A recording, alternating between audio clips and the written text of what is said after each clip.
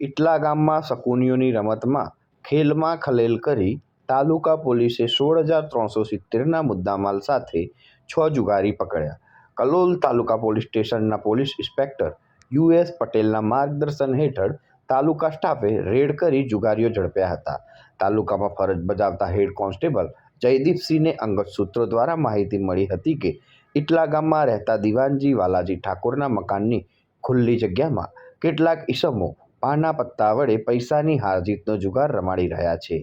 જે બાતમીના આધારે સ્થળ ઉપર ચકાસણી કરતા જગ્યાએ તમામ માણસો ગોળ કુંડાળું કરીને જુગાર રમતા ઝડપાઈ ગયા હતા અને કુંડાળાની વચ્ચે ગંજી પાનાના પત્તા તેમજ પૈસા વેરણછેડ હાલતમાં પડ્યા હતા.